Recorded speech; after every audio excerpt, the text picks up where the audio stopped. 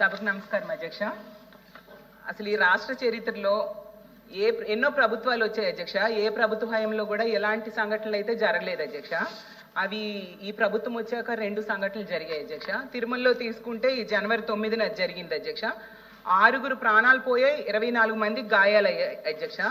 అసలు ఈ దేశ చరిత్రలోనే స్వాతంత్రం రాకముందు అవ్వచ్చు, వచ్చాక అవ్వచ్చు, తిరుమల దివ్య క్షేత్రంలో మాత్రం ఇలాంటి సంఘటన ఎప్పుడు జరగలేదు అధ్యక్ష. అది ఇప్పుడు జరగడం నిజంగా దురదృష్టకరం. ఈ సంఘటన జరగడం నిజంగా ఇందులో రాష్ట్ర ప్రభుత్వ వైఫల్యము, అలాగే టీటీడీ పాలక మండలి వైఫల్యం క్లియర్ గా కనిపిస్తుంది. ఏర్పాటు చేయడంలో వాళ్ళు ఘోరంగా విఫలమయ్యారు అధ్యక్ష. అలాగే అది ఆ సంఘటన జరగకముందే సింహాచలంలో ఇలాగ 7 చనిపోయారు గోడ కూలి అధ్యక్ష.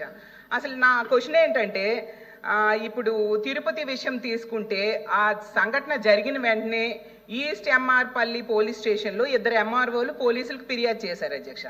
ఈ రోజు వరకు ఏ ఒక్కరిపైనైనా బాధ్యులపైన పోలీసులు చర్యలు తీసుకొని అరెస్ట్ చేశారా అని నేను అడుగుతున్నాను అధ్యక్ష. చేయకపోతే ఎందుకు అరెస్ట్ చేయడంలో విఫలమయ్యారు అని.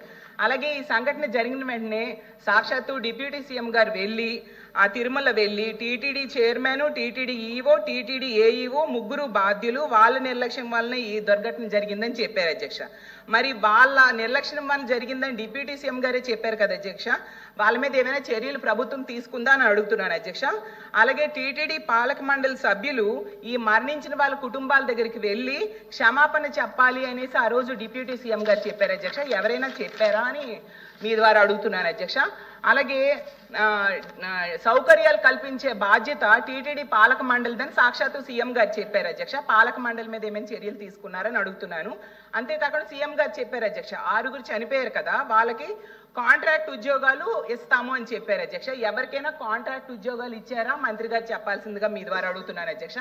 మరో ముఖ్యమైనది ఏంటంటే, దీనికి బాధ్యుడు అనేసి ఆ జిల్లా ఎస్పీని బదిలీ చేయడం సీఎం గారే చేశారు అధ్యక్ష. బాధ్యత వహించాల్సిన జిల్లా ఎస్పీ అని ఆ రోజు సీఎం గారు చెప్పారు అధ్యక్ష. మళ్ళీ ఎందుకు అధ్యక్ష మొన్ననే ఆ ఎస్పీ సుబ్బరాయుడు అనే ఆయన్ని మళ్ళీ ఎందుకు నియమించారు అధ్యక్ష? అసలు ఎలా నియమించారు, ఎందుకు నియమించారు అధ్యక్ష? అది ఇంకోటి ఏంటంటే, ఈ సంఘటన మరొక ముందే మనం సింహాచలంది చూసాం కదా అధ్యక్ష. ఇందులో ఆ కాంట్రాక్టర్ చెప్పాడు అధ్యక్ష, పైన ఉన్న వాళ్ళ ఒత్తిడి వల్లనే తక్కువ సమయంలో గోడ కట్టాను, ప్లాన్ ని డీవియేట్ అయ్యాను, వాళ్ళు ఒత్తిడి చేయడం వలన అని చెప్పారు అధ్యక్ష. మరి ఎవరు ఒత్తిడి చేశారు? 7 ప్రాణాలు పోవడానికి కారణమైన ఒత్తిడి చేసిన వ్యక్తి ఎవరు? అతన్ని పట్టుకున్నారా, అరెస్ట్ చేశారా? ప్రభుత్వం చెప్పాల్సిందిగా కోరుతున్నాను. సింహాచలం ఏర్పాట్లకి 5 మంత్రులు కమిటీ ఉన్నారు అధ్యక్ష. హోంమంత్రి గారే స్వయంగా చెప్పేవారు అధ్యక్ష, పిన్ టు పిన్ నేనే అన్ని ఏర్పాట్లు దగ్గరుండి చూశాను అనేసి. మరి అంత చూసినా ఇలాంటి సంఘటన జరగడానికి కారణకులు ఎవరు? వాళ్ళని అరెస్ట్ చేశారా అని మంత్రి గారిని అడుగుతున్నాను అధ్యక్ష. ఇంకో విషయం ఏంటంటే అధ్యక్ష, అసలు హిందువులు ఎంతో పవిత్రంగా భావిస్తారు అధ్యక్ష. ఇప్పుడు వైకుంఠ ఏకాదశి అవ్వచ్చు, చందనోత్సవం అవ్వచ్చు, ఇలాంటి ఇష్యూస్ లోనే ఇంతమంది ప్రాణాలు పోతే ఈ రాష్ట్రంలో భక్తుల ప్రాణాలకి రక్షణ ఎక్కడ ఉంది అని నేను అడుగుతున్నాను. Thank you.